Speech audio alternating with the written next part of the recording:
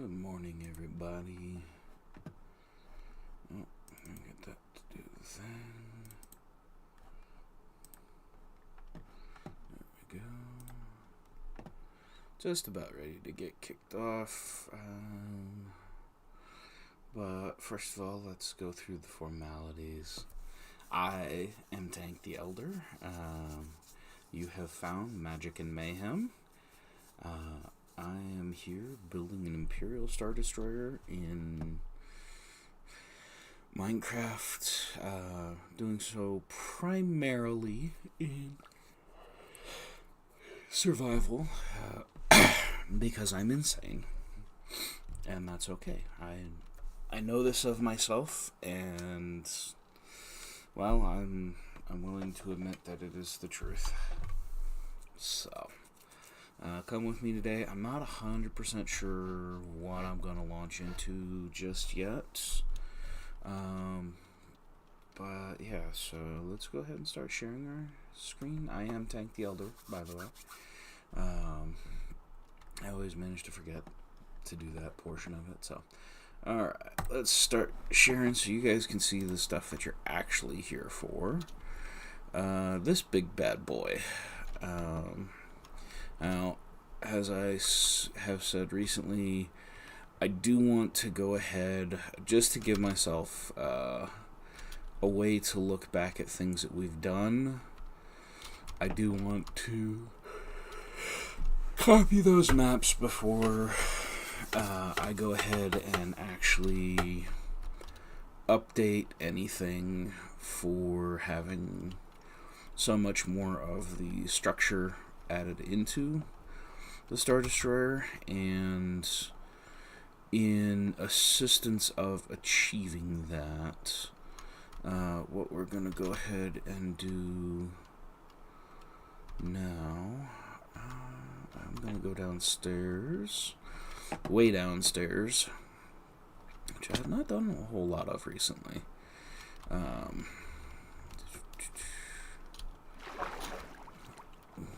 And pick up more granite,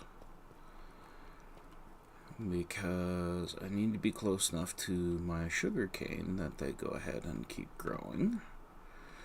So we're gonna take some more granite down over with us, because yesterday one of the things I decided I was going to do is get to work building the first of the spaceport buildings, which I think I intend to have that be basically a command, like an air traffic control tower. So, and you can see there all those lovely red blocks are the granite that I put in yesterday, but the advantage with coming over here to do that, you can see off to the side there in just a minute, we've got a bunch of reeds. So we're gonna go ahead, come over here first, because inventory is now full. Where did I put them up here? Because we're using considerably more regular granite per level than the polished granite. And it's not like polished granite is difficult to achieve, even without having a stone cutter over here. When I get more structure together, we'll go ahead and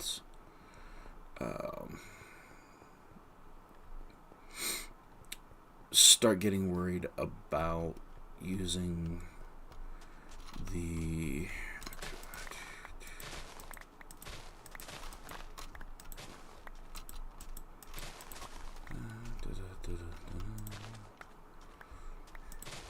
I know I didn't get you all. There we go. But, and you'll see that I don't have the biggest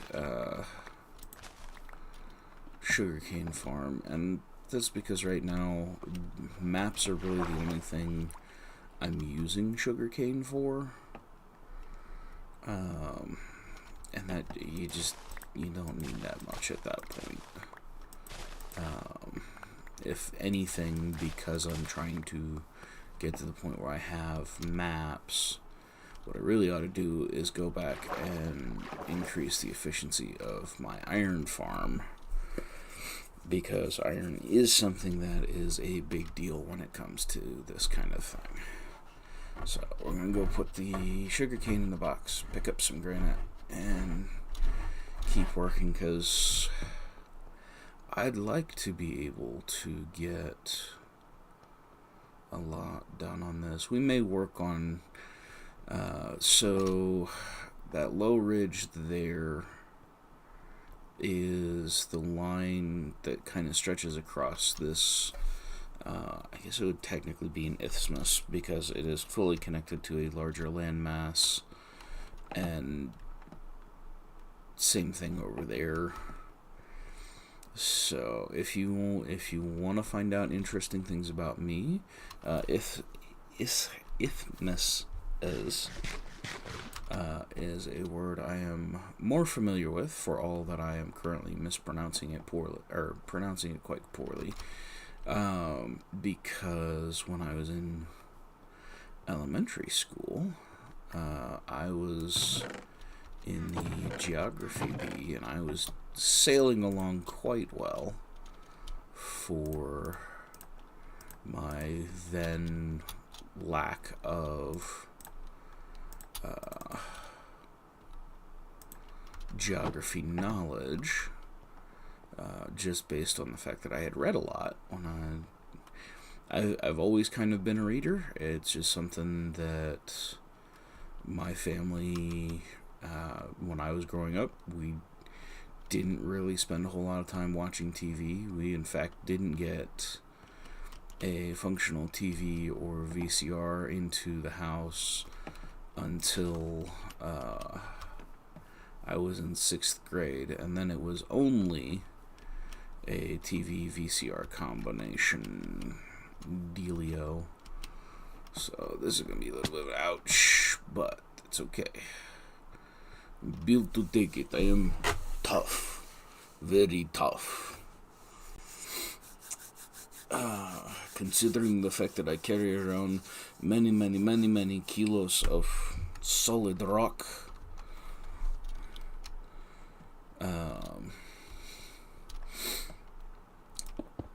But yeah, so TV wasn't really an option for me the way it was for many of my friends, and so I went with the entertainment of previous generations, which was to have books and read those. And so for a 5th or 6th grader, I was pretty well read.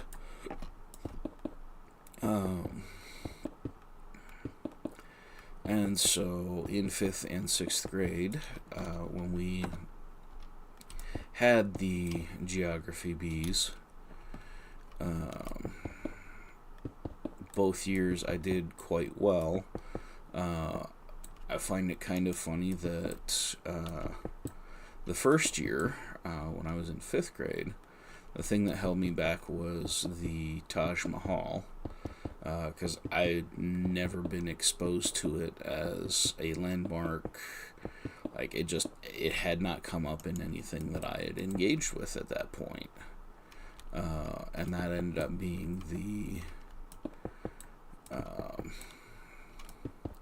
the question that kind of decided the whole of the geography bee. And I'm kind of intrigued by the fact that both years of this geography bee that I was involved with, I ended up in 2nd place both times, for just random things that I hadn't encountered at that point. So like I said, when it comes to the notion of an isthmus, And that never encountered the the proper geographical term for basically a narrow stretch of land that connects two bodies of land together.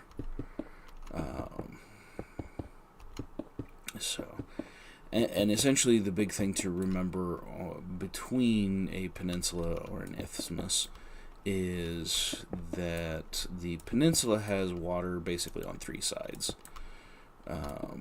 Not basically, it has water on three sides. So something like Cape Cod, if you think of Massachusetts having its flare out there, in a much bigger sense, both India and Italy are also peninsulas.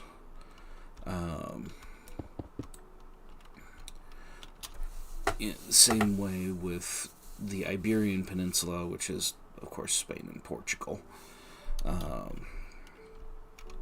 Whereas, I'm trying to think of a well-known area. So prior to the Suez Canal being built, the region between what is now Israel and Egypt would be a good example, because of course it fully connected there, but you had the Red Sea on one side and you had the Mediterranean, and there's kind of just this narrow little neck of land that was where everybody was coming in for, that was how trade got between ancient Egypt and the ancient Middle East.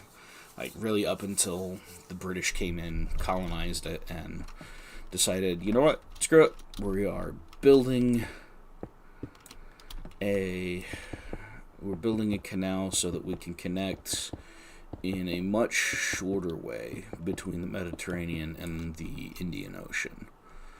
And at that point, then they dug the Suez through the isthmus between the Middle East and North Africa, and now it is its own. And now that has become a technical peninsula, even though, like I said, it was at one time not.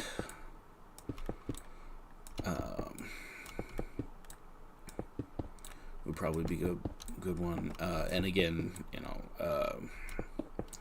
Panama would be another isthmus if it wasn't for the Panama Canal.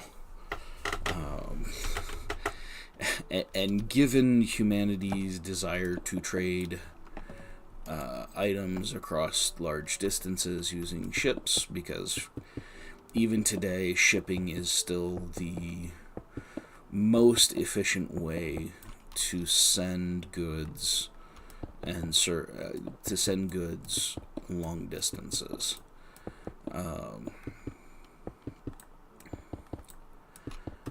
And that was not. That was incorrect rock placement. Unless I decide I'm going to do something silly with texture later on, which I might. We'll see. But yeah, at this point, functionally, a lot of the isthmuses in the world have been converted into an isthmus plus a shipping canal. And so technically they lose their status as that kind of geological feature. Again,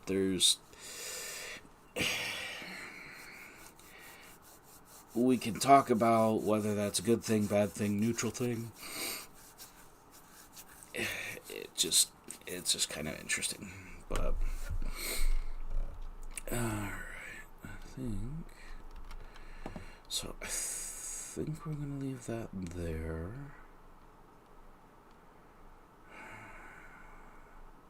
I do need to sort out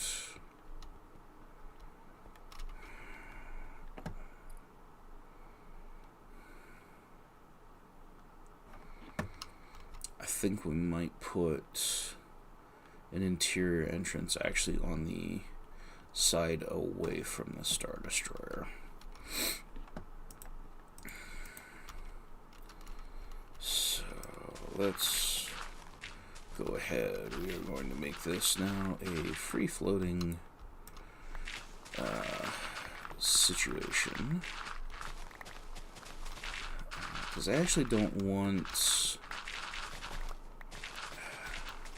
For the spaceport, given that it's following at least inspiration from the Star Wars universe, I kind of don't want it to be too connected into the terrain. I'm thinking it's a little bit more the beings that have built this spaceport have a bit more human. We're putting our mark on the terrain, and the terrain is going to follow our wishes and desires, and we'll develop it from there.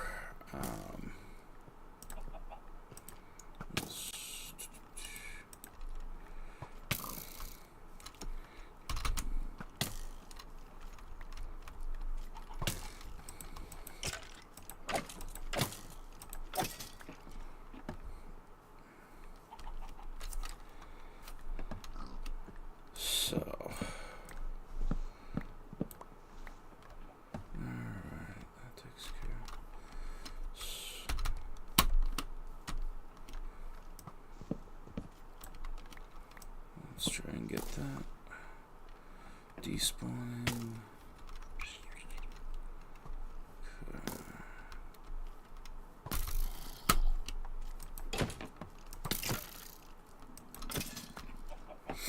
Would love if you could pick those up.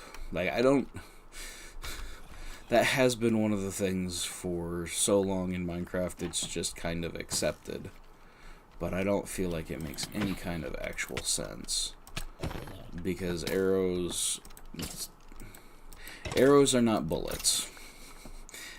And I know that sounds ridiculous to say it that way, but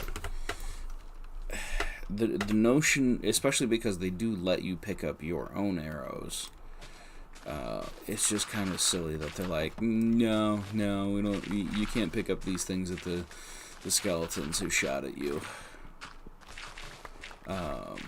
Because it's not as though they're showing that, like, oh, hey, they broke when they got fired against something, dense and heavy and all that. No, it's just, they're still there. If you break the block that they're in, they're going to fall down, and if they do fall down, they're going to hurt you. Like, so it is still an arrow in every useful sense of its existence. So why can't I pick up all of the arrows that the skeletons fired at me? Because, you're saying it's intact enough to damage me if I break the block. Like, if I'm standing where it falls after I break the block it's stuck in. Why can't I pick it up and use it? Like, in the long run, that is one of the biggest reasons that, during some sort of zombie apocalypse, you might actually be better off overall in finding a bow and really good arrows. Because, yes, you're going to lose some, and, you will have to keep replacing them. But you have the advantage of you're not going to destroy your hearing, because bows are very, very quiet relative to what even a suppressed firearm is.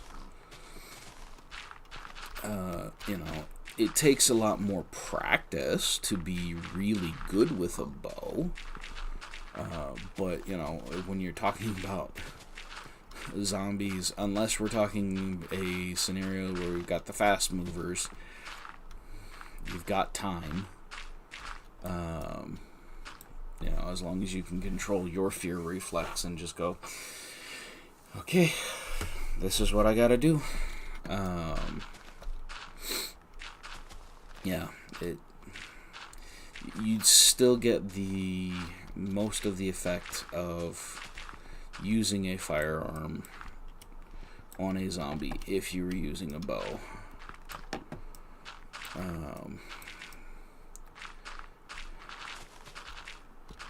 And again, short of it actually hitting, concrete or stone or anything, those kinds of very, very solid things, you're not going to easily destroy modern arrows. Now, if you reach a point where you're having to build your own old-fashioned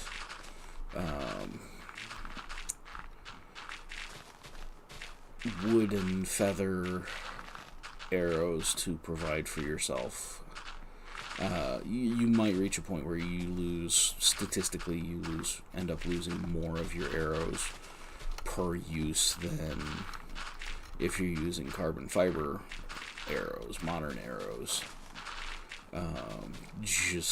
That's just kind of how it goes. But you're going to have a really hard time making the argument to me that it's, that it isn't functionally better. Because, like, one of the biggest things that you realize in something like The Walking Dead, it's not like they're running around shooting the zombies with while they're wearing hearing protection. Well, a gunshot makes a sound loud enough that it causes ear damage. Now, per shot, it's not that bad, but you've got this cumulative upkeep, and if you have any point where you're firing for more than a few seconds, like, you're going full Black Hawk Down, the two machine gunners that get cut off, like, what? Well, that makes you more vulnerable to zombies. When your eardrums have been punished so badly, you lose your capacity for hearing at the level it had been. And once you do that, you're going to get jump scared by zombies all the time because you just can't hear. Where, like I said, a bow gives you the advantage of it's going to be harder for any zombie around when you take one out to hear where you're at, because the snap of a bowstring, like, it's definitely sound, and if you do something and, like, it slaps your bracer or what have you, like, you definitely could give yourself away, but not anywhere close to what is going to end up happening if you're sitting there trying to do this with a gun. So it gives you more options to exfiltrate yourself from a bad situation.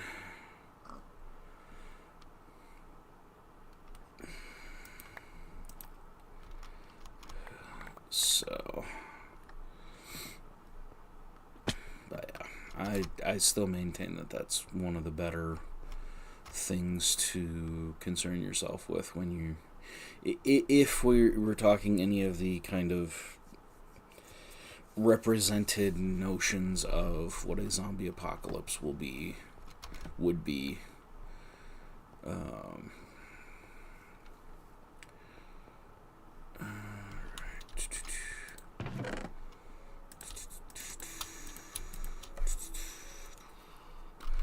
Alright, I know I just got you all out, but actually, I'm going to put you all in there.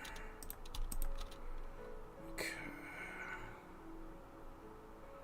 Probably should make some more, but now we're going to do that.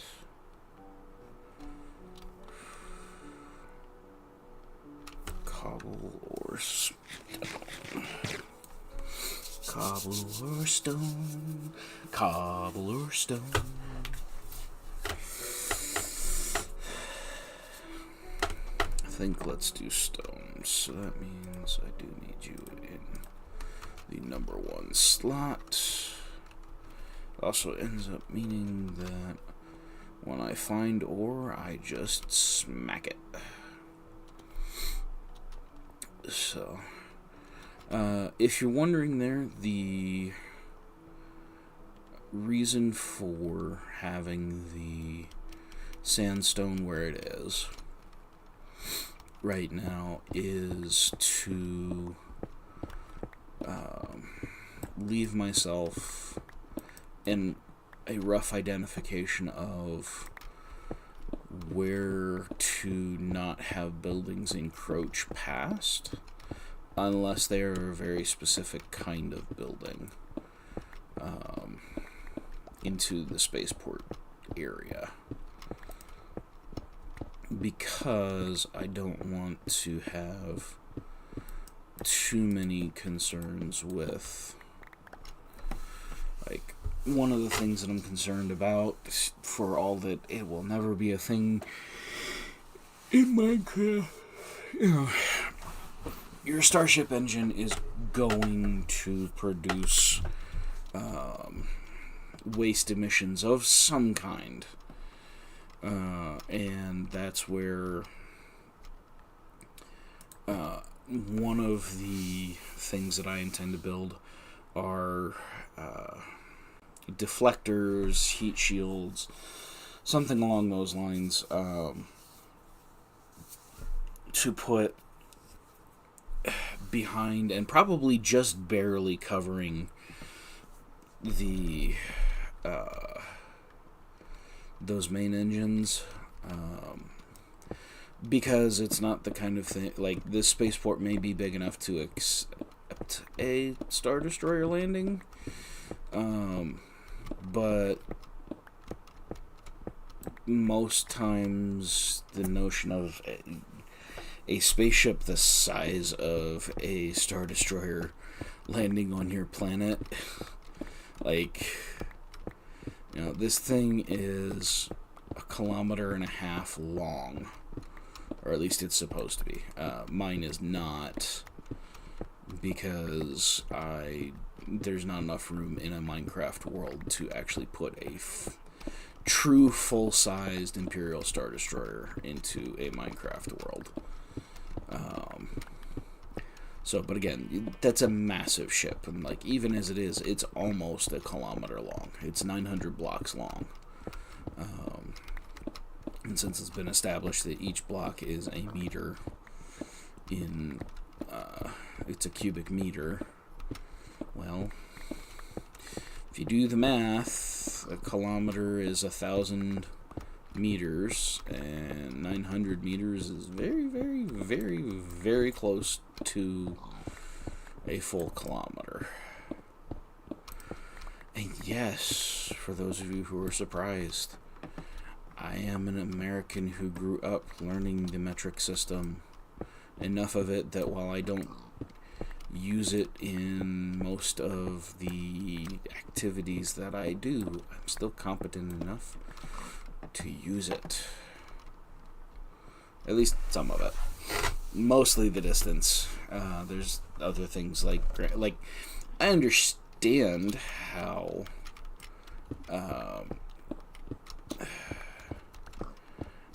some of the other, milliliters and liters and the like I understand how that functions, because it's measurement of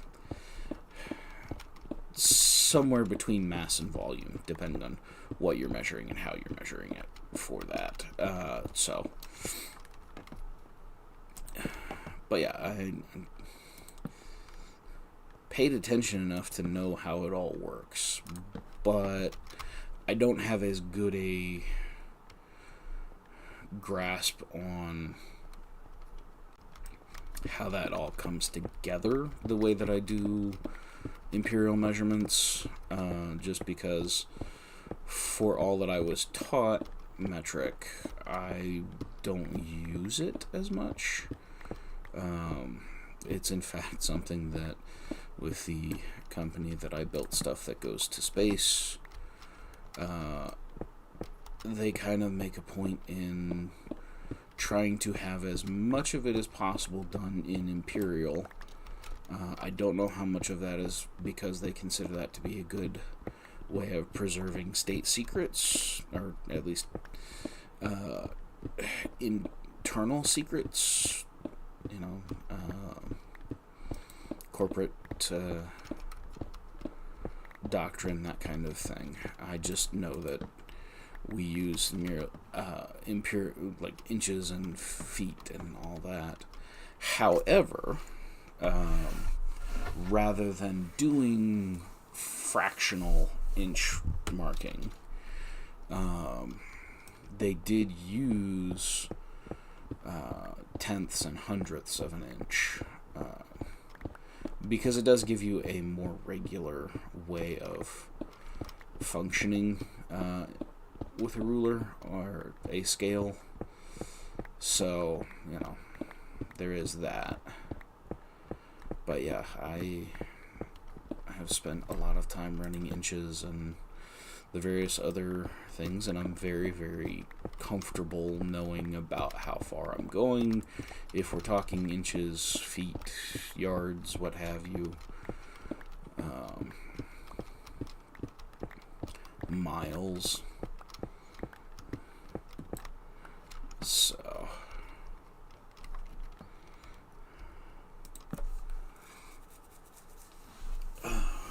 but yeah,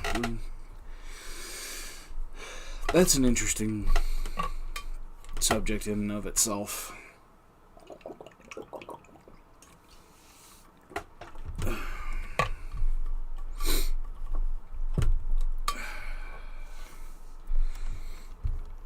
Especially, when you start, getting into measurement enough to start understanding that, in fact, the more precise you get about measuring, the less you actually know what you're doing, because it becomes comparison between the thing that you want to measure and the thing that you're measuring against.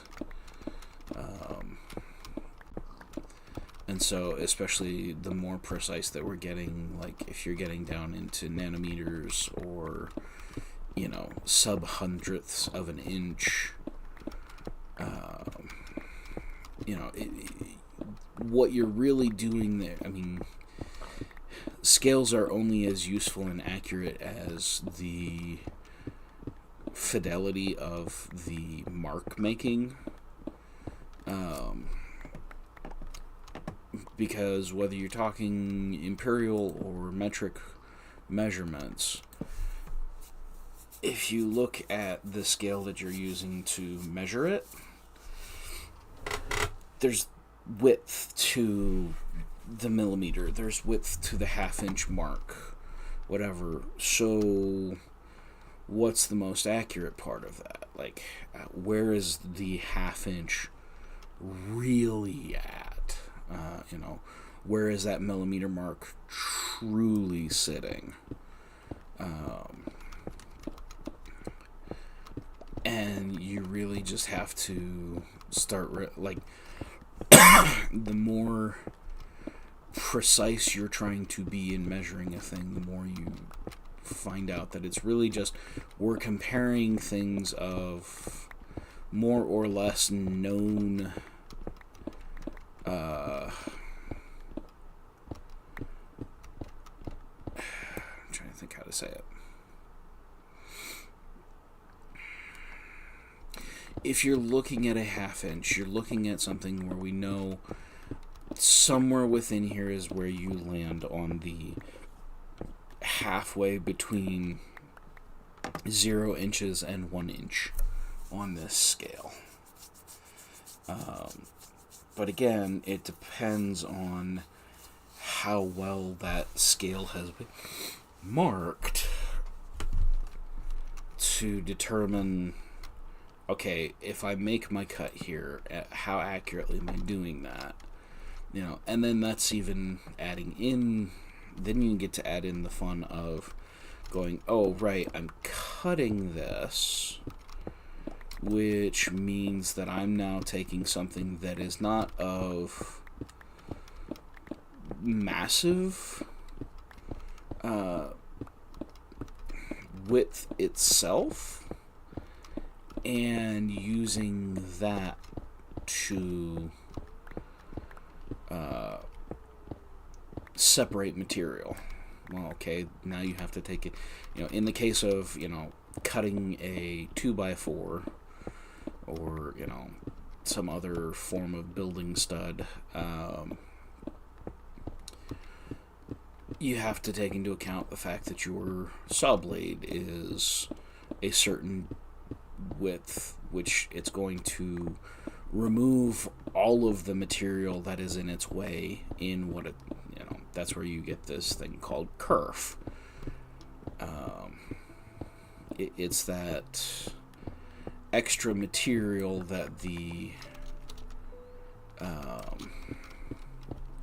it's where the saw blade is coming in and dividing the single piece of wood into multiple pieces of wood. That has some distance itself. Now, ideally, you're kind of using your mark and using the kerf to go, okay, the side that I really want to keep on this to finish whatever it is that I'm building with this piece of wood, I am running it so that I am as close to that as accurate mark of mine as I can be. Okay, so we're going to pick up those right now, but we can't pick up that. Yes, we've got the coal for days and days and days.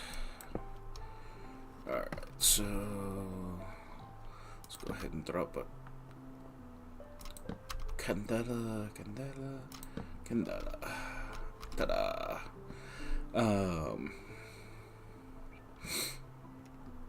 But you wanna know that you had an accurate mark on the side that you intend to keep, and that distance is as accurately measured out as you can. And it's just kind of interesting with the experience that I've had in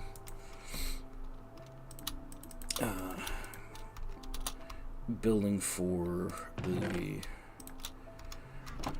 space and aerospace. Yeah, we have a word for that. Aerospace. I'm not tired. You're tired. What do you mean I've yawned at you 3 times already?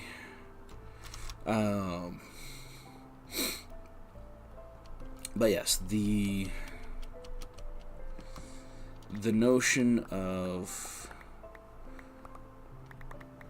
precision is very, very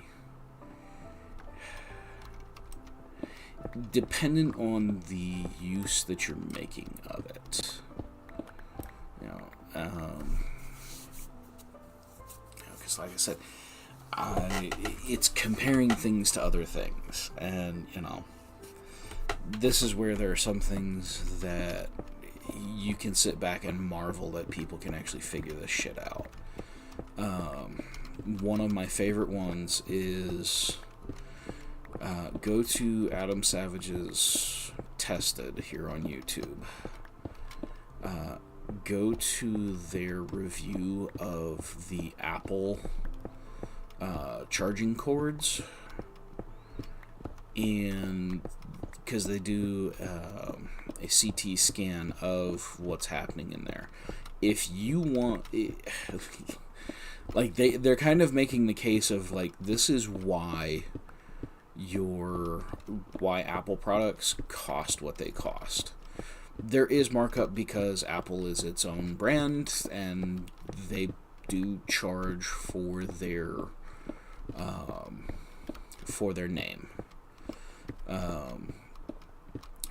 But if you watch that video and you see the differences between how Apple cords, like the precision with which they are created, and like the beautiful way that the solder that gets used has flowed, I'm telling you, as somebody who has built high performance cabling,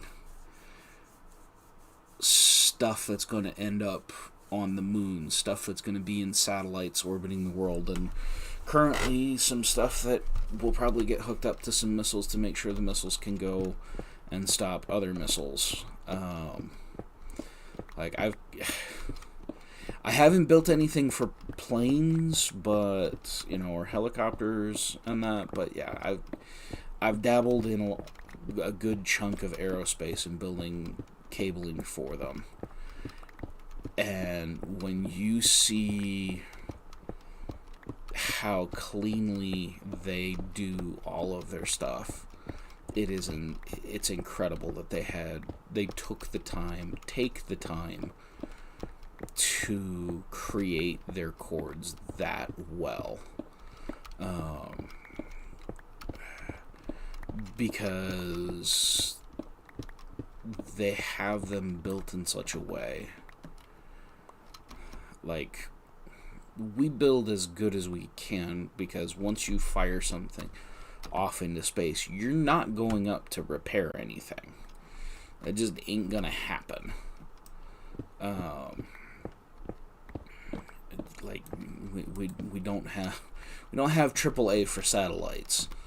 Now, give Elon a couple years, that might change a bit, and that'll be interesting, because that actually might end up driving down the overall costs of satellites and whatnot, if you could actually retrieve and repair problems. But I think we've got a ways to go till achieving space orbit of any kind, whether it's LEO or HEO.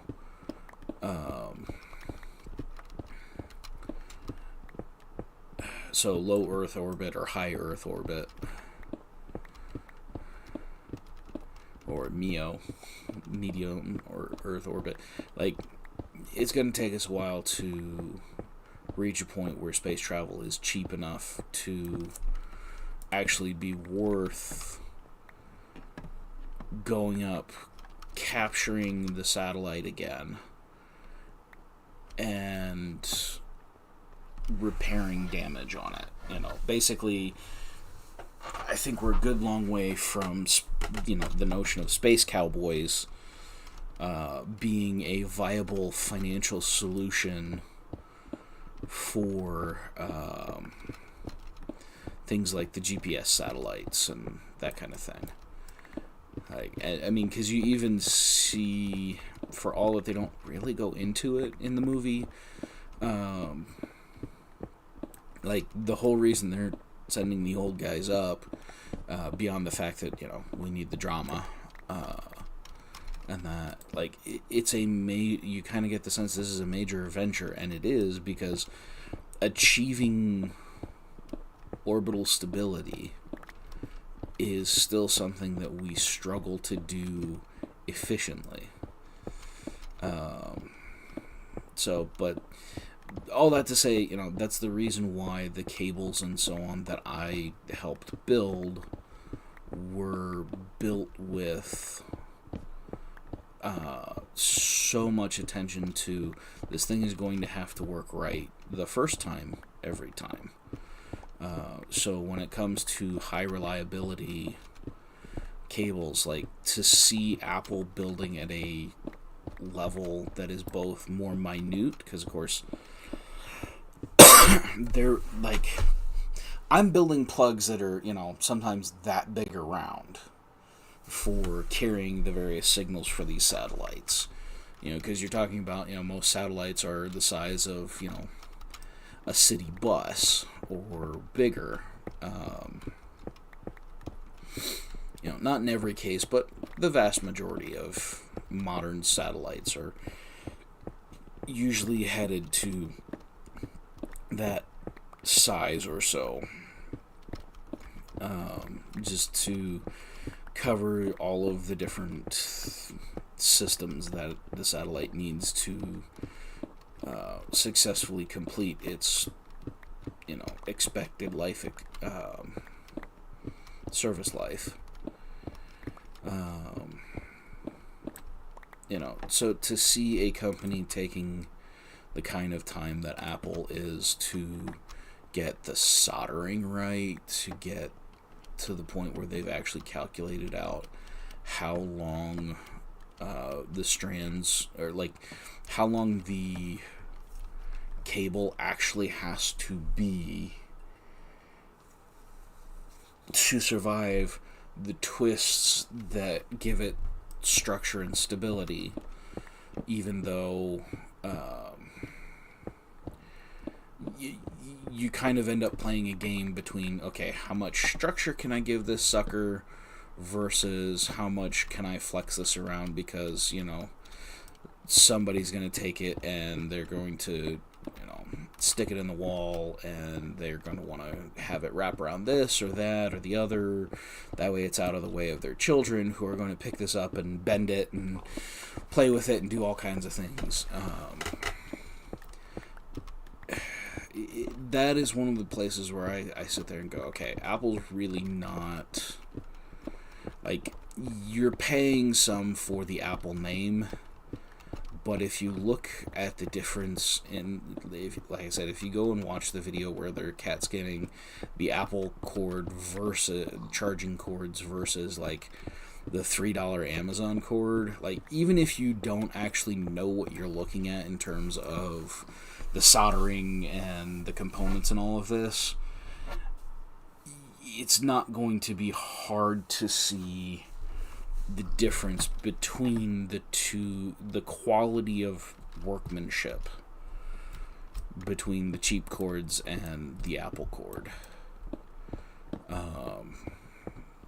And again, they're making products for their own thing. You know, I happen to be somebody who, on the whole, does prefer, like, I do think, trust me, we're not sponsored, this is just me spouting my opinions. On the whole, I have a tendency to prefer Apple, and more particularly Mac products, in part because of this attention to detail. I really feel like, between the fact that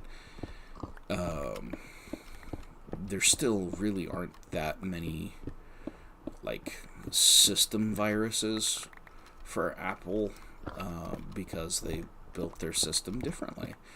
You know, I recognize there are plenty of people who disagree with the notion of like having things as proprietary as Apple has done, and I definitely see, like,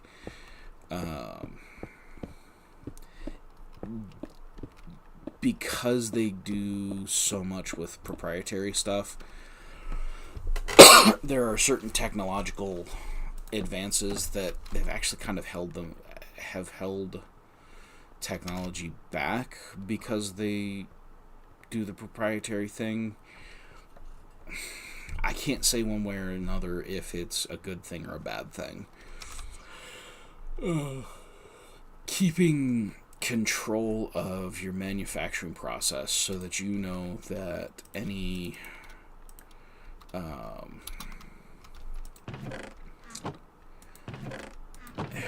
cords or whatnot that you're doing that have your mark on them, like, one of the big ones I remember being a big deal kind of recently for Apple was their Thunderbolt system. Thunderbolt cables. You can transfer a gig's worth of, or you can transfer at a gigabyte per second, is how fast you can do it. But it never really took off because they made it, you know, exclusive. And it's not the first time they've done that. When I was in college, their big one that they were trying to push, but it only worked for certain things because it wasn't a universal cord, was Firewire was the big one. And I don't remember what speed it actually could transport at. But again, it was leagues beyond the typical USB cord of that era. In terms of just how quickly you can transfer data and signals through a FireWire connection compared to, a comparable-ish USB connection. And that's where I go, okay, you gotta kind of find a point where you go, okay, we control this in some ways, but we do what Tesla is now doing with their charging ports, where they're letting their competitors have that be essentially they're now making their charging setup the universal constant, which is to say that they're working to, here in North America, they have their North American version of it, and essentially as long as that is the hookup that your electric vehicle has, you can use the Tesla infrastructure to charge your car as quickly and efficiently as Tesla has designed their system to handle doing that kind of thing. And that's where, that's the kind of thing that is going to make the Tesla hookup the VCR of electric vehicles. They're making it so that everybody can have it. It's going to be, at least in relative terms, it's going to be cheap, and it's going to be the kind of thing that you just don't think about at some point. Kind of the same way we all know what USB cords are, and even now that they've been able to shrink all of the things that have to happen at the connection point of a USB cord, so you have the USB-C cords, like, there's a reason that is for one, it's the universal, it's a universal connector. Even Apple products use those cords relative to the space that Apple designed for them to have things connected to them.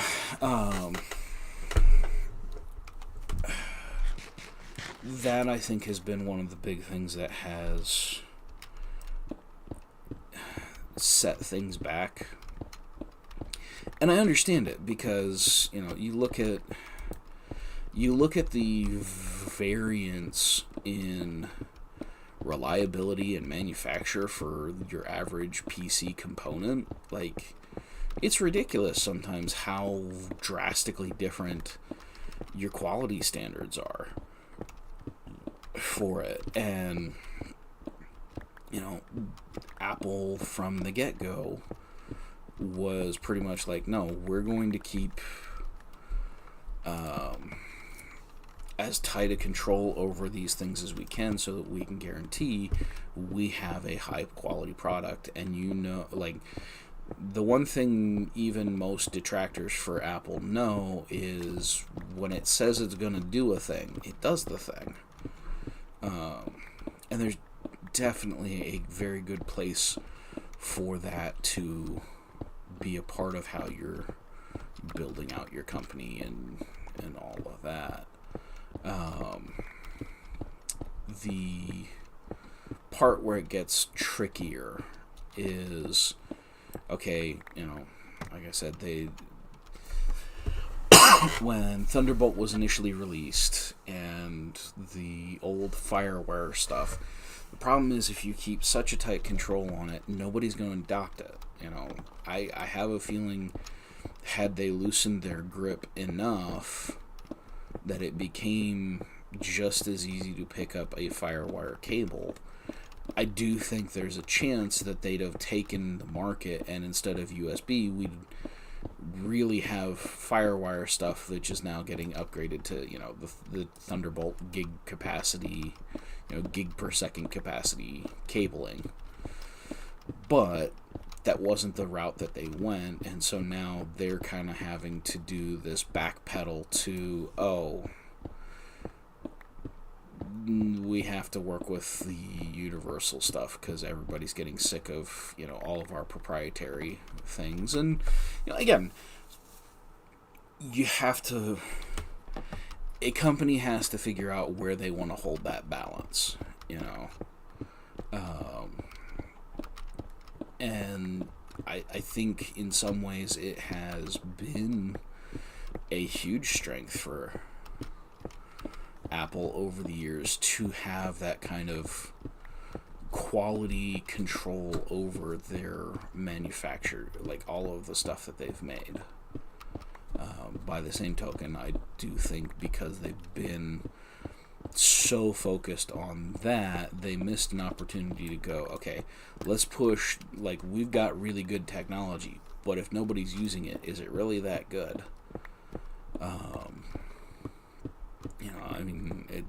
I look at, what Elon has done for building electric vehicles.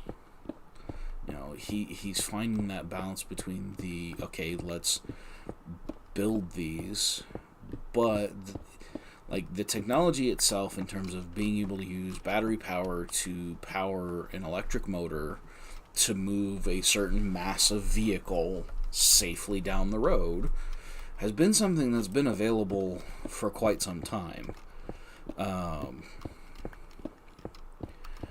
But in the same way that it wasn't until the Model T that having an automobile made more sense than keeping your horse and buggy with electric vehicles. Like, you've had two things working against the universal adoption of electric vehicles. The first is, I don't think it was viable on a commercial scale until fairly recently, as we've really been able to really up battery capacity and reliability. We've known how to do the things, but we haven't had the technology to support doing the things. And that, I think, has become one of the big things that's part of why now Tesla and now all of these other companies that are doing the electric vehicles are finally reaching a point where it's we can make this cost effective to manufacture and sell at a price point that people want to do. And I will tell you right now, because I've always shuddered at the design choices, because I'm an artist. Aesthetics matter to me, even when it's something where the aesthetics don't have a ton to do with performance. We're starting to see this creep up in the gaming space, what have you. There's different ways that it's starting to show up. In Minecraft is one of those things that actually is an outlier that proves the rule. This is default Minecraft. It's not an especially pretty game, but here it is. For me, it's been 10 years that I've been playing this game and enjoying myself. Actually, it's more like 11 years for me now that I've been playing Minecraft. Well, I'm not here because it's pretty. There's plenty of AAA titles that blow it out of the water in terms of how pretty their graphics are. But what it has is a very engaging play style, which is what keeps me coming back. And if I want it looking prettier, when people have gone in and made the mods in their resource packs that will accommodate the fact that I'm in the newest release, and they make texture packs that I can make it prettier without, losing the look of the game. And these are things that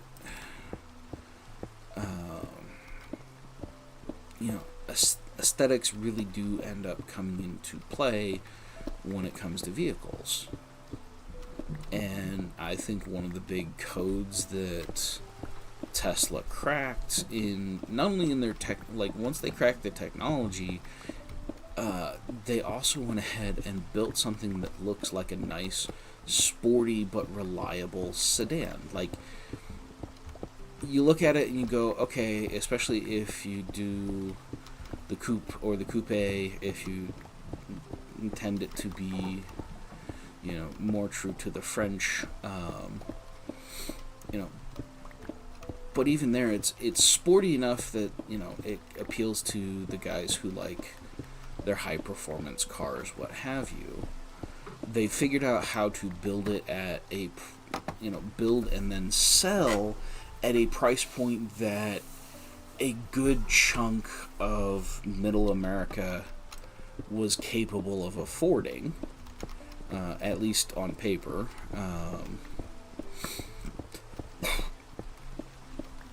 And, again, the Tesla S's and, whatnot, they all look really nice. Like, I drive around here in the Denver area, and, like,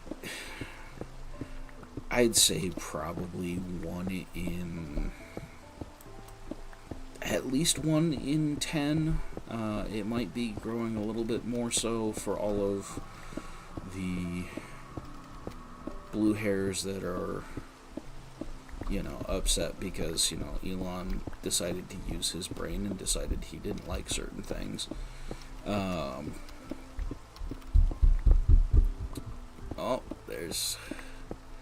That's a sunshine that was running around upstairs. But yeah, he, cracked the code just like Ford did in in Ford's case, it was how do we repeatably produce a cost-effective car? That's where the assembly line became such a big deal in how you do it. Well, now Tesla is tackling a lot of those same problems again, but for a different motor. And they've found a formula that's working enough that others are more or less successfully being able to follow it. The big one for me is at what point do we start realizing all the electricity is still coming from somewhere, and it ain't going to be wind farms, and it ain't going to be solar farms, because those are too inefficient to supply a high-tech grid. And they're not only are they inefficient, but they mess up the area of the world they happen to be in.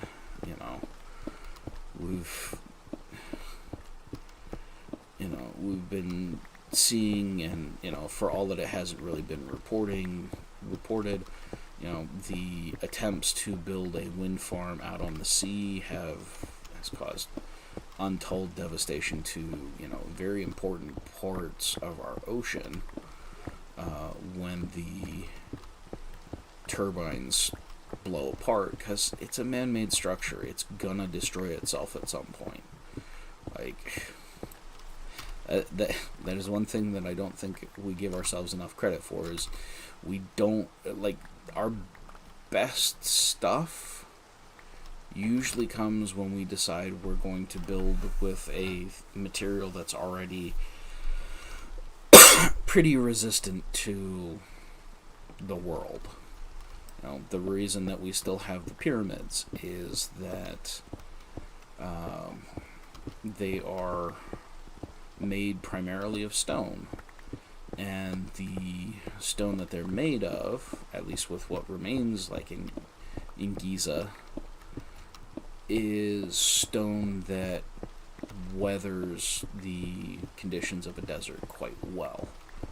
Where the supposed outer cladding, things that we can see hints of, was stone that was more susceptible to rain, to acid, to, environmental effects that are going to alter its capacity to stay viable, which is why the pyramids are now just the sandstone in 99% of their exposed areas.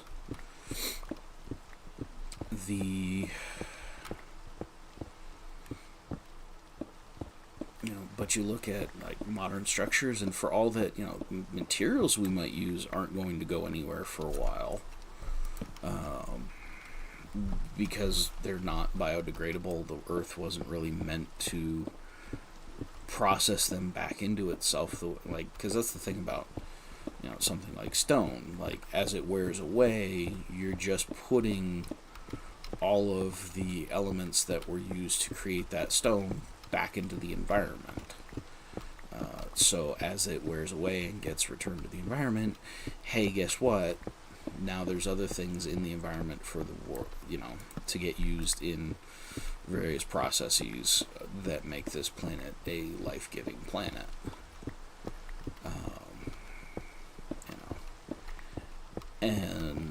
But yeah, it's one of those where we look at some of this stuff and we go, okay, well, we've got some things figured out, and other things,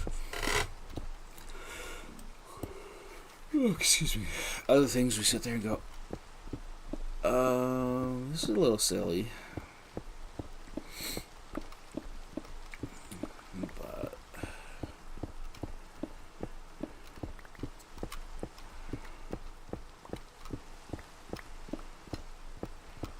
But I'm always amused how much humanity doesn't realize the things that we build really don't end up having much of an impact in the long run.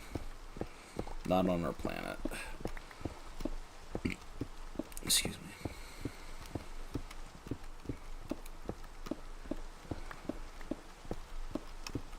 So,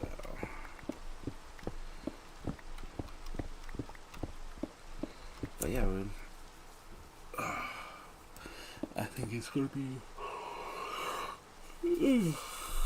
excuse me, a great deal of fun to see what happens with electric vehicle stuff. See how we decide to actually upgrade our power grids, because we got to do something better than the fossil fuels, but we have to get people to understand, like, the way forward is not solar and wind. The way forward is nuclear energy. And for those of you that are scared of it, and understandably so, like, Chernobyl was a huge disaster. 3 Mile Island, huge disaster. Which 3 Mile Island was I think it was the closest to a Chernobyl scale thing that happened in the U.S.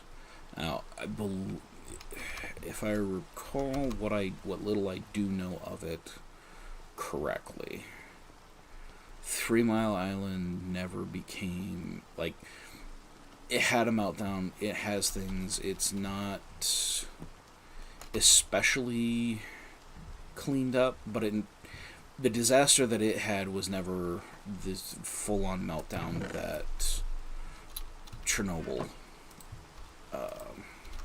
dealt with. But again, this happened back in the 60s, I believe it was.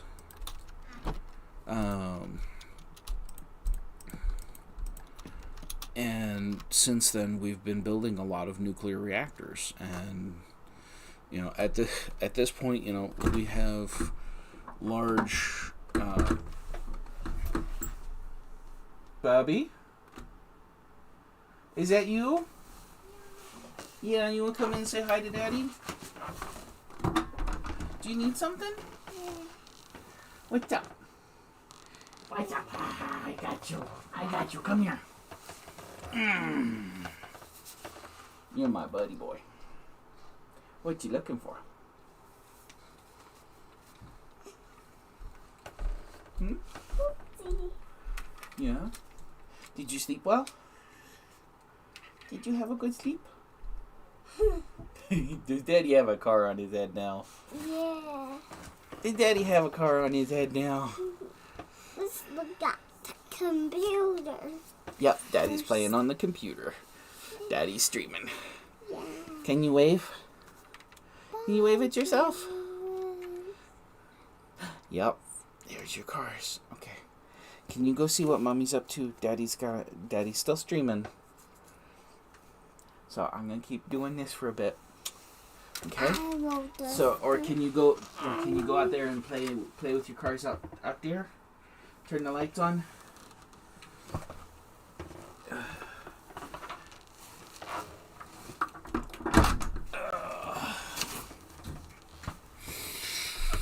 That's the boy that makes me smile. Alright.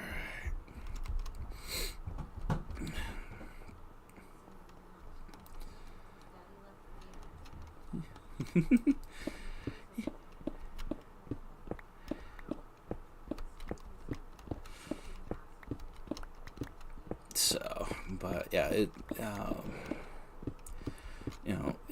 at this point, we've used it in submarines and our Navy ships, surface ships and whatnot for long enough that we know how to do it cheaply and as safely as possible. Now obviously the more of them that are available, the more mistakes that can get made. But if you don't do anything, it is the most efficient way to make energy. It is the steam. As I've heard it described, nuclear power is steam power 2.0. The difference is you have a much higher efficiency fuel creating the source of steam to power your turbines to turn to generate power. And at this point, it's a technology that is well and truly understood. We don't have folks coming off, like even the nuclear reactor folks who run that portion of the ships do not come out of their service with, major problems, getting cancer and the like after they've worked on these reactors for so long. Like, we've learned how to do it and do it safely. And for all that I will not discount how powerfully human nature is going to affect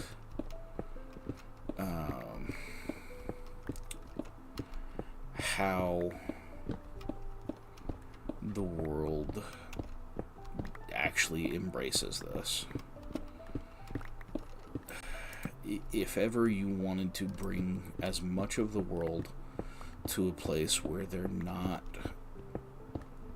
reacting and worried so much about the food that they need for the day,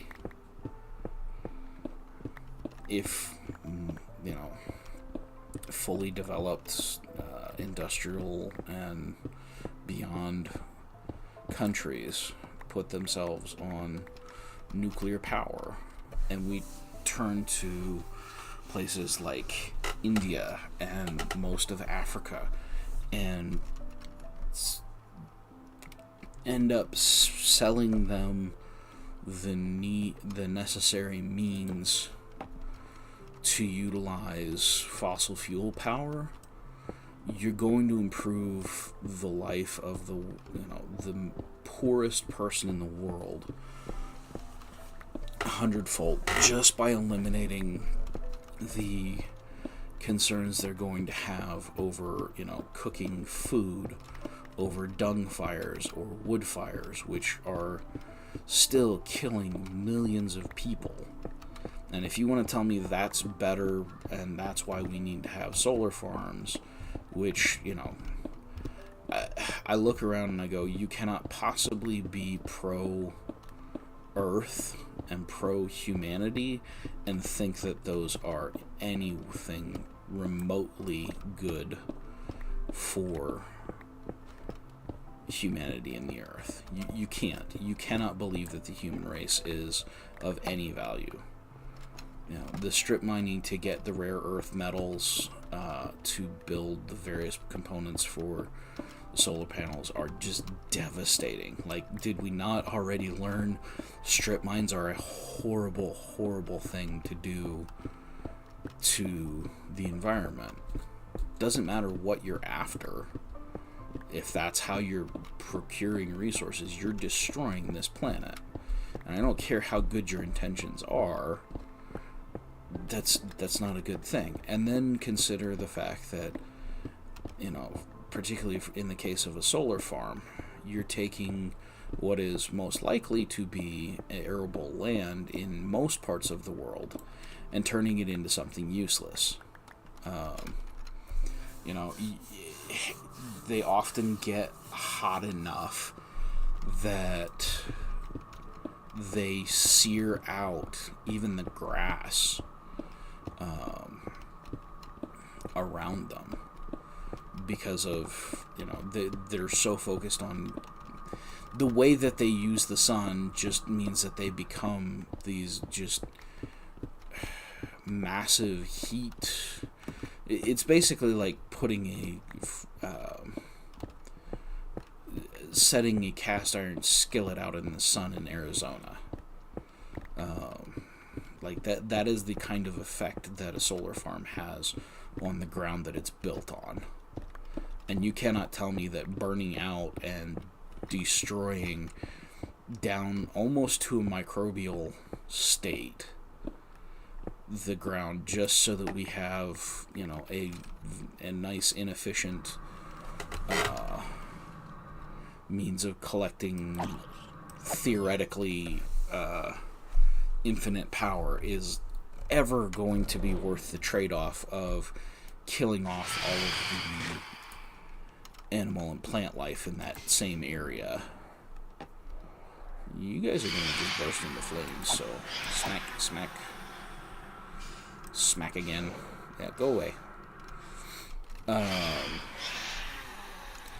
You'll never convince me that's a useful means of resources. When we decide to destroy the place that we live in favor of something that, is supposed to be clean and I don't think we have the same definitions of the words here. And so long as that is true, you're not going to get me on board with it. There are places that solar is absolutely a nice way to assist in offsetting fossil fuels. Like, I live in Denver. We have, our average yearly sunlight is about 300 days. So we get a lot of sun. There's a lot of houses that have solar panels on the roofing. That's already something that we've essentially sterilized. because it's not like any of the things that grow on your roofing shingles are typically anything that you want growing there. So you know what, if those get baked off because of the solar panels, okay, you know, it is what it is. There's some other concerns based on how well they get installed and protected once installed,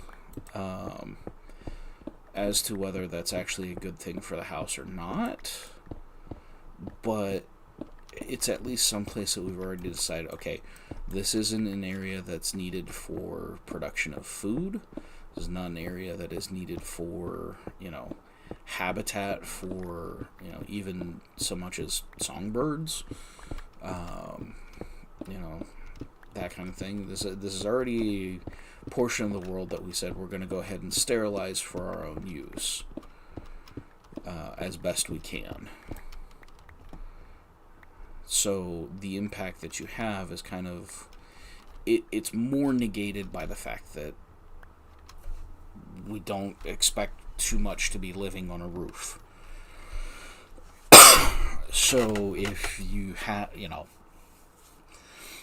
if you have the downsides of, well, it gets really warm because of, you know, the sun collection, like, well, your roof was already going to get really, really warm. Just as a matter of, that's just what happens when you're a massive surface and exposed to the sun regularly.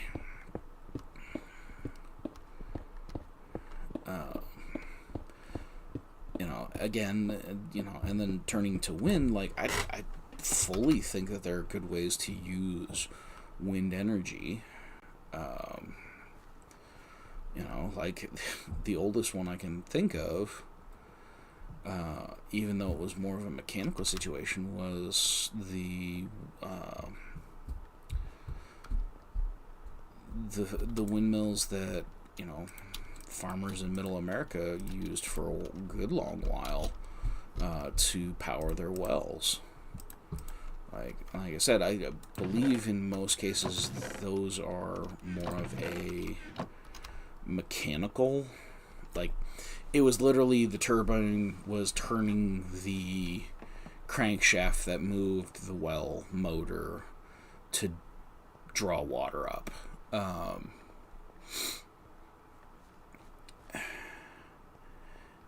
And because of that, let me go ahead and do this just as a smart inventory move. I'm going to do that. Grab all you guys. And I was going to say there's at least one over here. I'm going to do this so that we keep it all nice and in our inventory. But yeah, there are ways to use wind energy, but the notions of these massive farms, like, I drive through here in Colorado, and, like, it's a distraction. Like, when they go wrong, they go horribly wrong. They're devastating when they explode. They do so a lot more than we hear about. And it's a lot. Again, the amount of material it makes to make them in the current typical, like, in the current quote-unquote standard form is just ridiculous relative to the amount and consistency of their use. And I go, I'm not opposed to using something that is renewable like that. Like, you know, it's kind of the reason why I don't get worried about hydroelectric power, because we've looked at and addressed a lot of the things that made it, at one time, a problematic thing. I do think we would be well advised to take some cues from the days in which water power was how most people, you know, got their flour industry was built off of that initially. Like, we need something that has a much higher efficiency than what the old water wheels did. But if we look back to, okay, what ways can we keep the impact? Like, a water wheel does not use water in a way that drinking it does. Like, it doesn't eliminate it from doing the other things that the stream is supposed to do. And that's where I would love us to take a look back and see, like, okay, using modern technology and capacity for efficiency, what can we possibly do? Gangamenya? Yeah, and again, that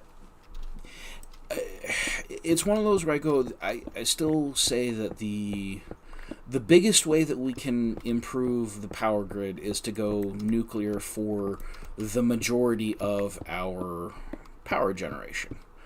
But I'm not saying we can't do, like, hey, let's hook up all of your treadmills to, to a motor that'll spin an electric generator. Like, why not? We're already using a lot of energy, and inefficiently, because human, like, as efficient as human movement is, it is not efficient when it comes to energy generation.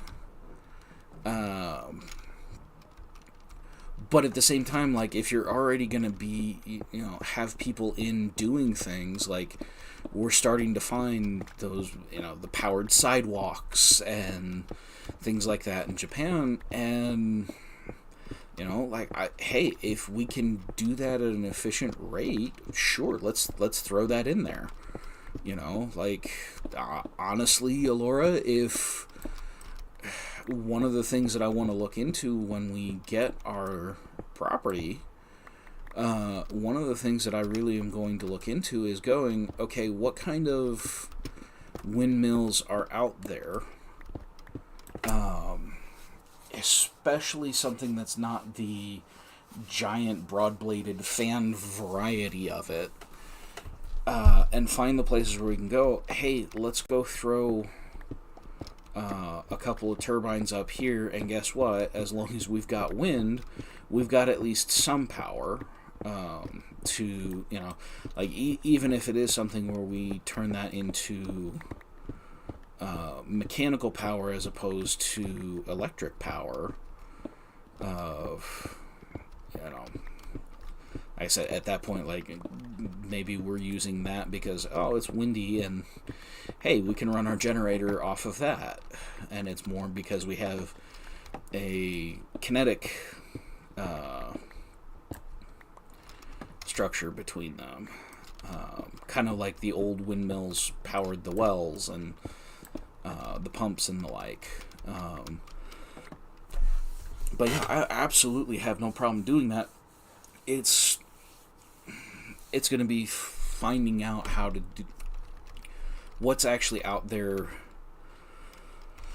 to do it efficiently and without impacting our land detrimentally. Like, you will never get me selling any part of our whatever property we have. The solar that we get will probably be, if it's any of the land we've been looking at the last few times, like, we're not going to have any problems with exposure for solar. At which point it becomes alright, well, if we've got that much access throughout the year, we might as well go ahead and make use of it to be able to, again, I don't mind the little bits that will offset our usage of the main power grid. I haven't yet, but I can do that today. So.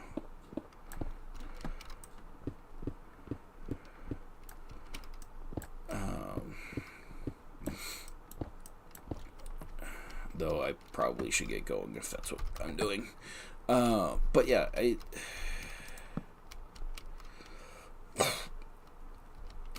I'm not negating the fact that, yeah, we do have, solar panels that you can throw on your roof or what have you.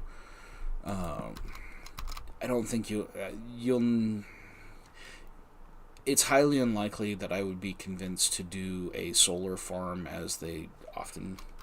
Probably. See, I'm at an hour and a half. I want to try and at least hit 2. So at least 8:30.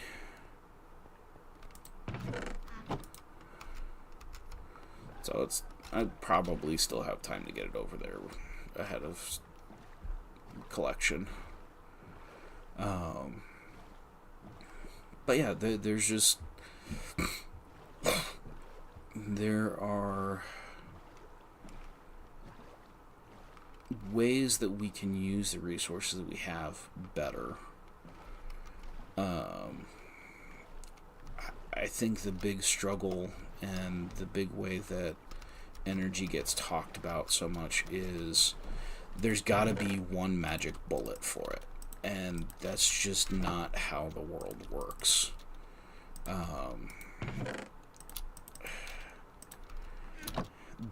It's going to be a bunch of different things that move us from such destructive methods, and we're gonna have to deal with, at least for a while, like places like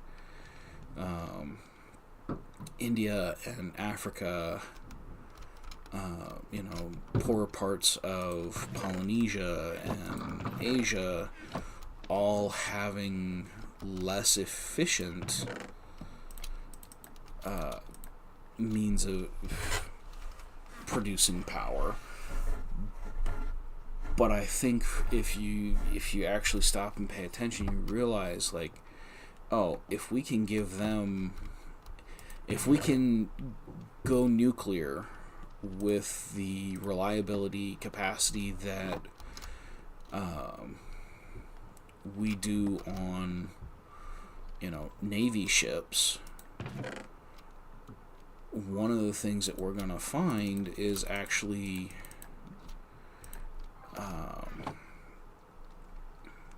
we can then sell them gas and coal and what have you, the messier but much more efficient means of producing energy. And if you can do that, you can shift what they're doing, shift them from we're doing the best we can to just live to, okay, we still have problems, we still have things that we're worried about, but it's not these existential crises of existence. It's, we can, stop and think about, hey, if we keep doing this, we're going to destroy and use up resources that we have. So let's start moving away from that. And again, at that point, if the developed world is already coming alongside being like, hey, you guys are reaching a point industrially where you can sustain building nuclear power, and guess what? Because, the developed world has been doing this for so long, here's some things that we've learned, so it's going to make your forays into it so much more efficient, rather than having to do so much stopping and starting of, okay, how do we actually set this up? And again, it's everybody, as soon as you start talking about nuclear options, it's, oh no, they're going to build bombs. And I think the geopolitical events of the last weekend have kind of set up a reality for that, where we're gonna know, like,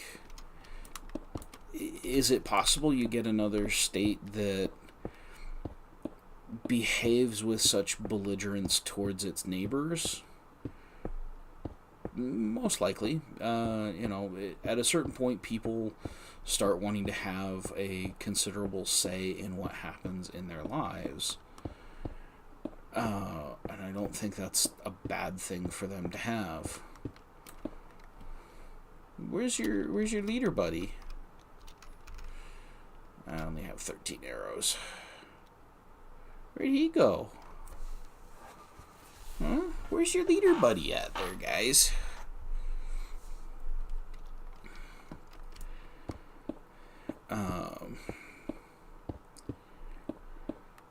Apparently you guys just don't take the banners to mean that you are not going to be spared. Or did he already get himself dead?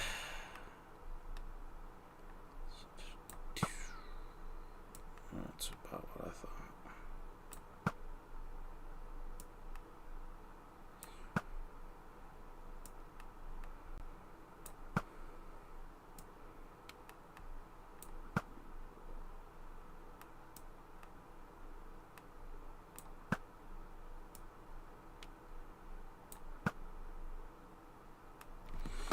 Alright, well, here. Alright, you're working on this stuff. Oh, here, let me do that, actually. Might as well. I really don't want to lose all those arrows. If I had been hitting them, I'd be a lot more okay with losing them, but...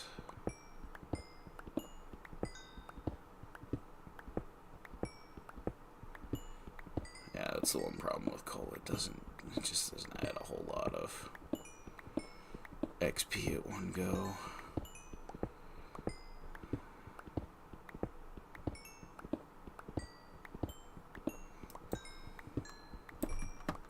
And get you, and let's pull you out.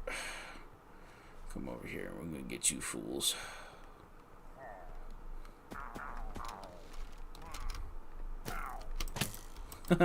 Your buddy's the one that just shot you there. You gonna try and come down here too?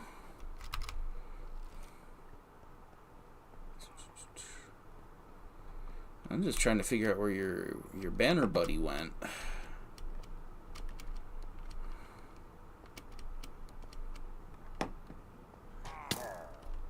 Oh, he died already. Somehow. I didn't get any of my arrows back. Alright, well, we're gonna plant the flag. I don't think it actually deters or anything like that, but... alright, so... we'll come back over here. And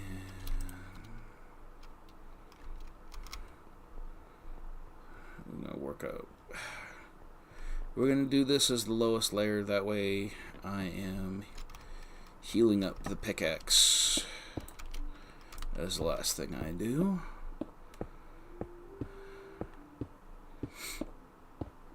As in, we got a lot of copper to go through and a little bit of iron. Which the iron, I am glad I'm not super worried about, because we have an iron farm. But I also noticed that the storage chest that I've been using as my collection point for all of these was getting rather full. So...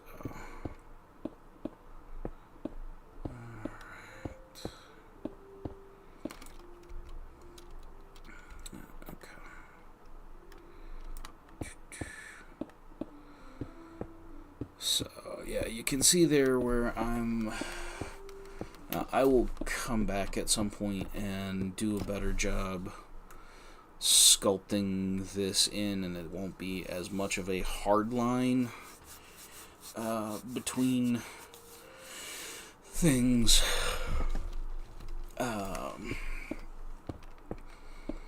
But you can kind of see here now where I'm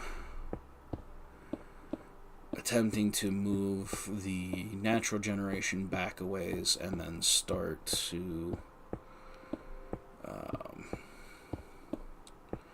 add in some city, add in some other fun stuff. So, heartses. I'm seeing hearts exploding. I don't know if that's me or someone, or if that's Alora who's heartsing at me.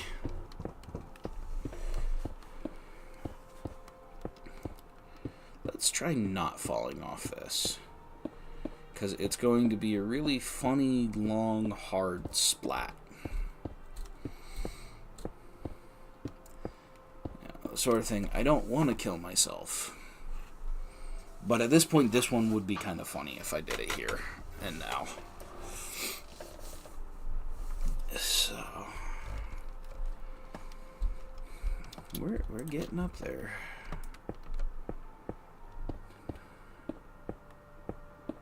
So,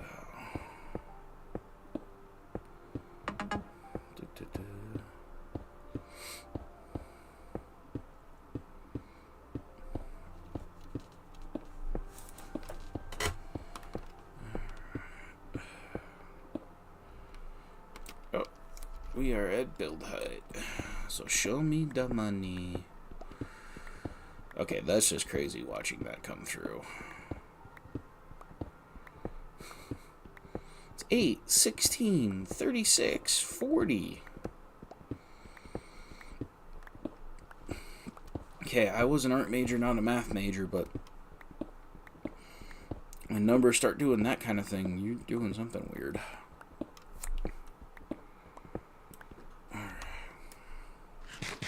Let's eat some steakies. My legs are tired from jumping. Let's come back up through that again. Okay, that is all of the... That is all of our copper. And then the iron is underneath der copper.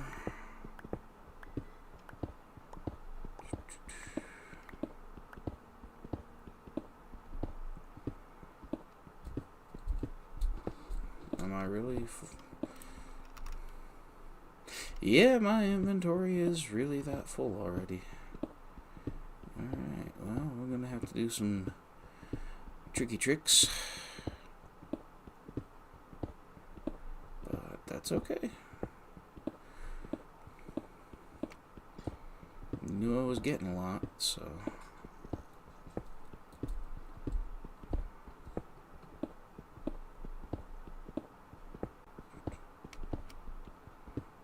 Don't need to jump while I'm trying to go down.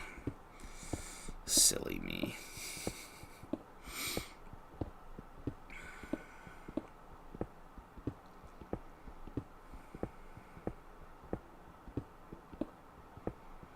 Surprised it's as little usage on the pickaxe as it is. I'm happy for it because that's so much nicer, but my goodness. Yeah, there we got some iron coming.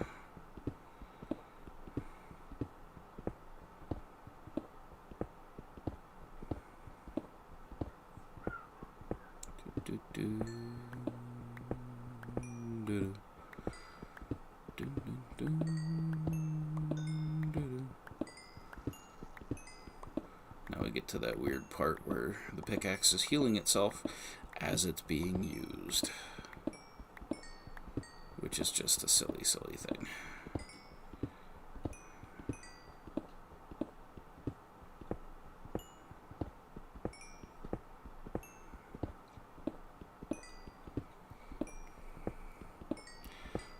it is at least effective to have the other pickaxe out. It's getting some healing because it was low. Alright, let's run to the butt. Come here, butt. Hey-ya! Alright. Oh, right. I didn't finish unloading you. Well, we're gonna do that. If I gotta run, let's go pick everything up. I think we're gonna pick all this up, which is just a little bit of stuff. Just a teeny tiny bit.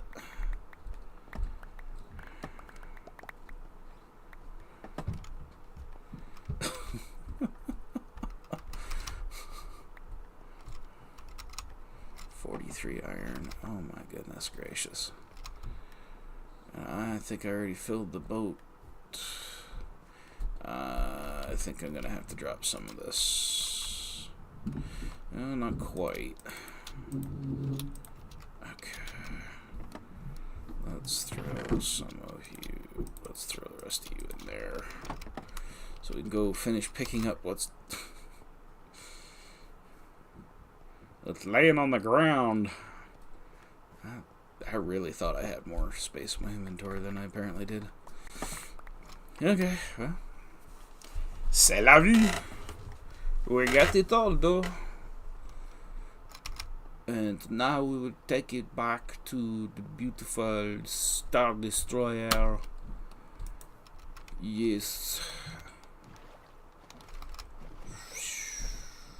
And it will be, how you say, perfect.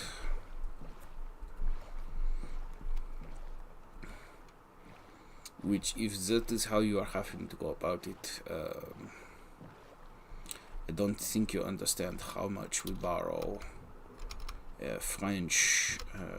Oops,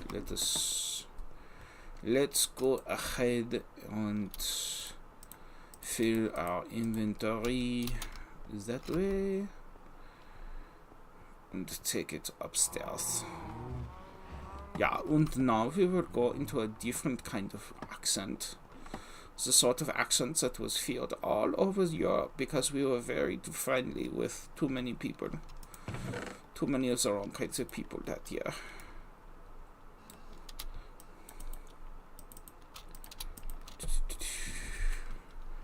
Alright, there's that. Hey, you got a stack of iron ready to fire off. First time in quite a while. Oh, that's nice to see. Alright, let's go downstairs and empty the boat. And the boat somewhere over here. That's one of the reasons why I might not be able to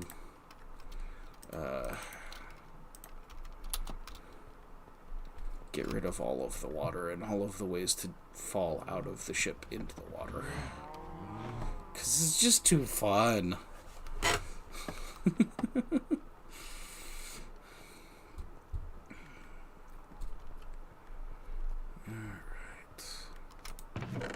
So, let's do that. Alright. That means we need to put some into the furnace. Make it hot, hot, hot.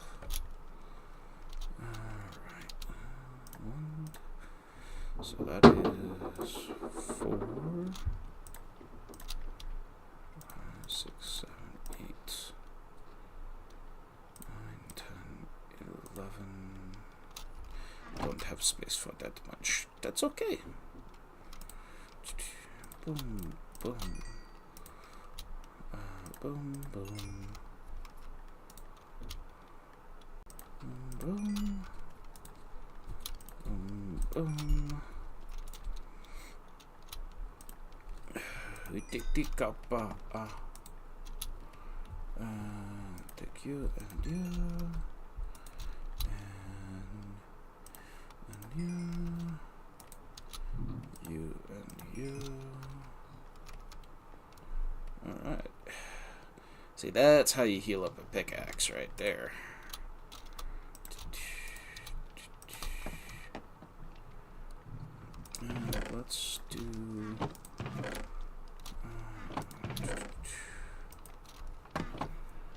we will do iron in the blast furnace. And copper in the other. So, because while I can use, while I can compress that down a bit, I don't want to compress it that way because I won't be able to change it after that, as far as I know.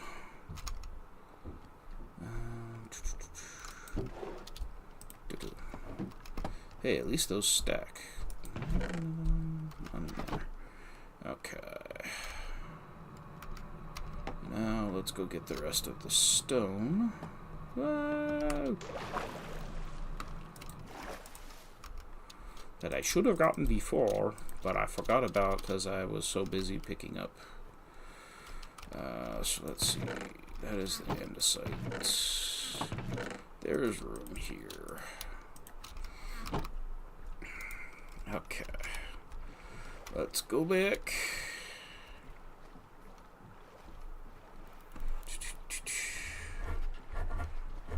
We're gonna go back to here.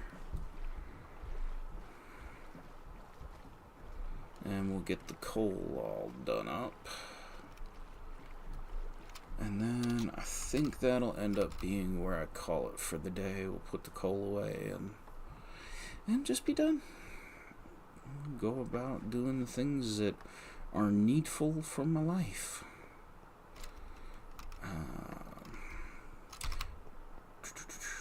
Actually, since I'm seeing them and they are as tall as the wall, we're gonna go do that too.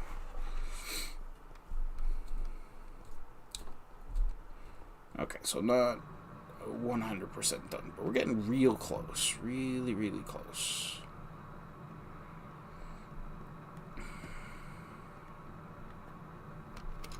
Oh, no, you stay there.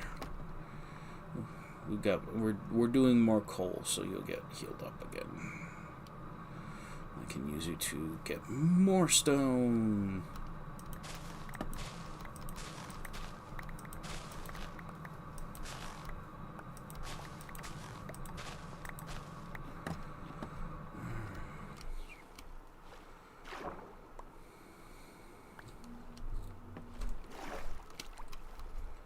Which also means, because this was harvested even earlier,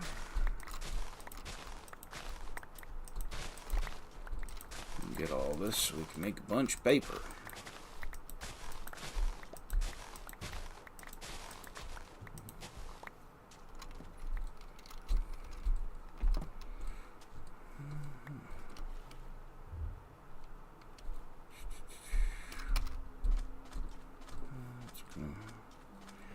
We move much faster.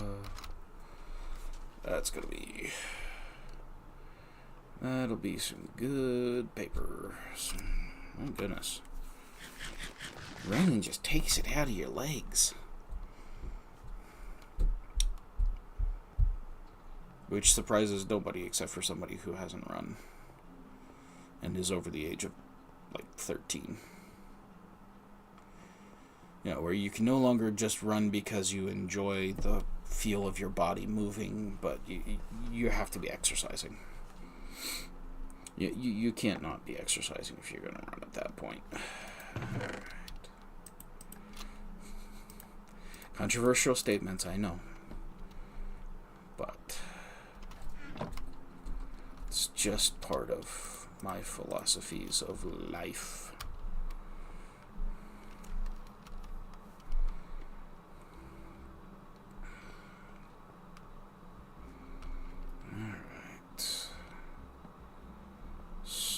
Right about here, I think, is going to be good. We'll bounce it up. Almost 4 more whole stacks of coal, which that's just cool. That's just fun. We'll see how much we get out of this.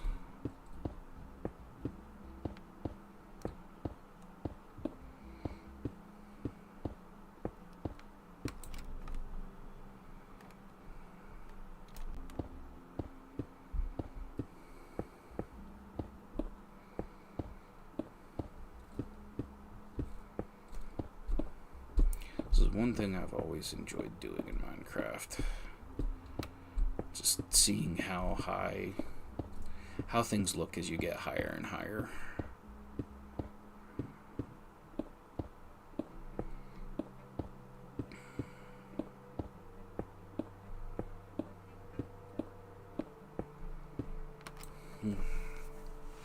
That's an interesting thought.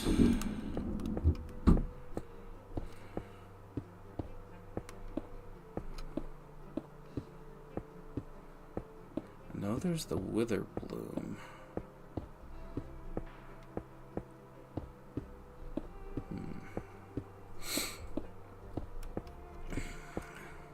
Sorry, I just had a thought about the fact, like, been talking about, having to build a heat shield to protect from, the radiation off the engine in the starship, in the Star Destroyer,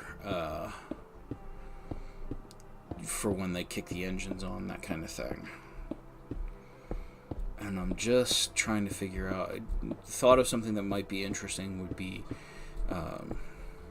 charred vegetation. The only thing I could think of that kind of falls into that is the wither blooms. And the question is, do I have... Boom.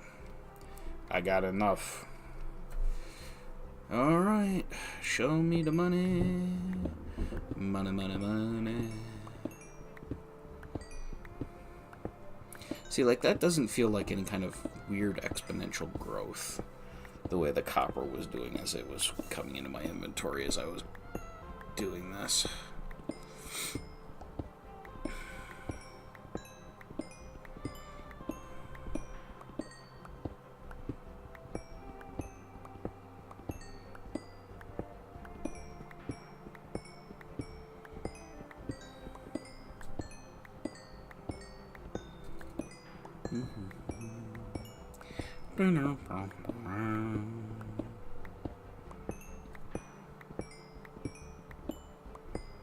If we do get the Silk Touch, I will swap out for the shovel.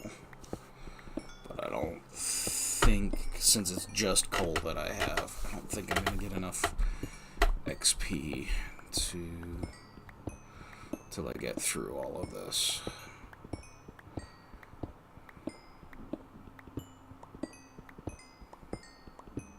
So 255 coal blocks, coal ore. Get a chance to see how far that goes.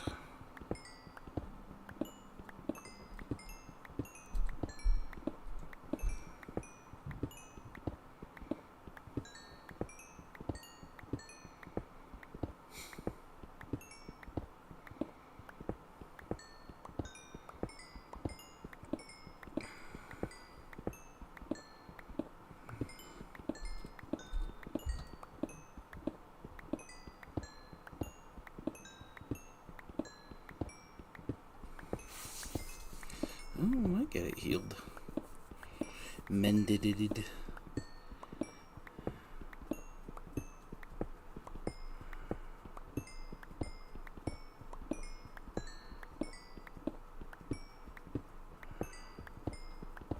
we go. I did.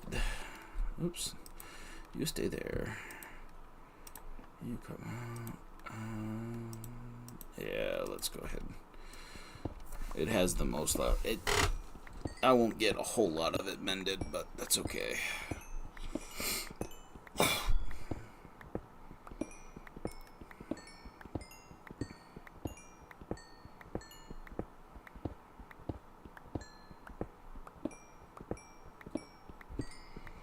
Beats me having to run and stand in the nether for a little while. Because, yeah, so far the only... I want to say I did find a zombie. Okay, so 255.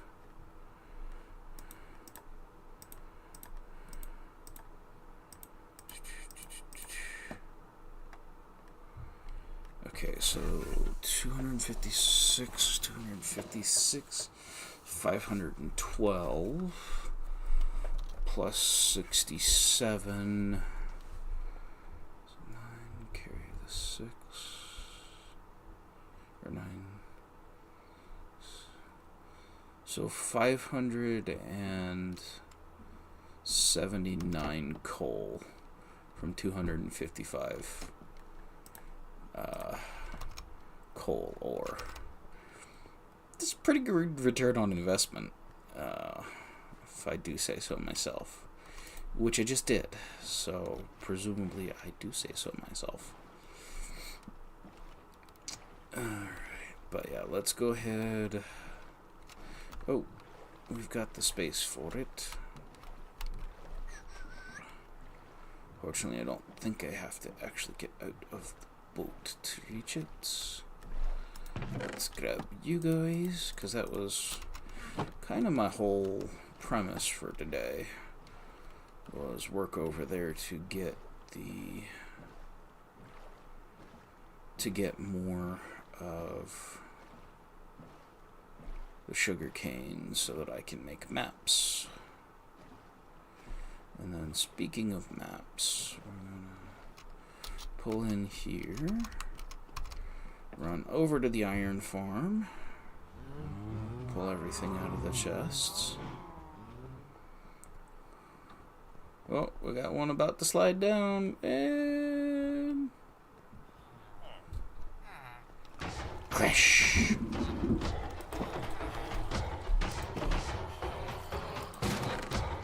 Oh, not bad. Maybe I should go take care of my coal first. Inventory management. The game. Alright. Though weirdly enough, Minecraft is not nearly so complicated as other games for inventory management.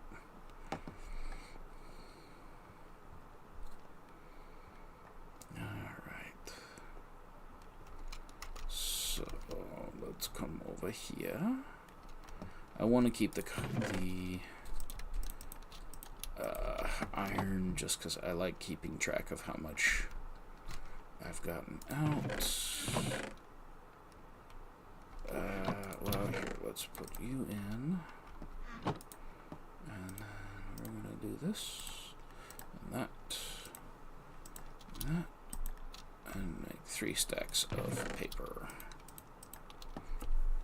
Probably could have put, oh right, I've been putting paper up in the people things, haven't I? There we go.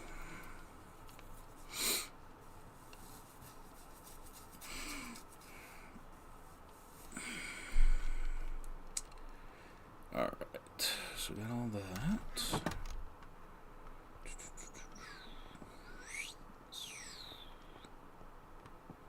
So, another one in there burning, or maybe the same one. That's the part I can't really tell, is how many of them are actually doing things and how efficiently they're dying. Okay, so he's in one of the chests.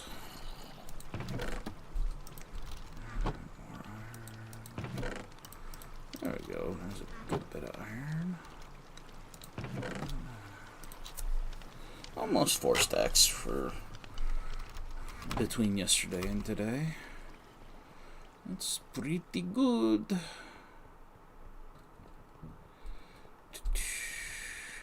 No, I finished that when I made the tacos this weekend. Sorry. You did say the tacos were good, at least.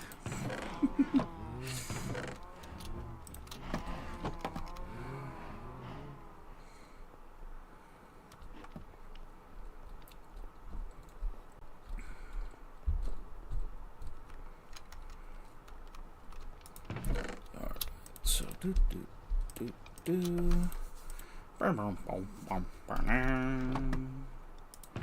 Oops, that one. And we'll put fortune pick back. Alright. Okay, so we're going to do that and this. Alright, everybody. Thank you for joining me today. It has been a lot of fun to come in and try and get some things done. Keep plugging away at it. So yeah, as always, I am and will ever be TanktheElder. This is Minecraft on Magic and Mayhem, and we'd love if you hit the like and subscribe button. It might help us get to the point where we're having conversations here on the stream. And that another way to help us would be go over to Mountains and Mayhem, the very same that has been in our chat, and like and subscribe with her. That is my wife Alora, and she's got wonderful videos of peaceful places that she's found in the last few years, showing off her garden and just wonderful things like that. We will also hopefully start figuring out some things there for her to share her cooking recipes that are on her blog site, which I'm going to go ahead and throw that into chat for everybody, because I think she's done a fantastic job, even though we don't have a whole lot up yet.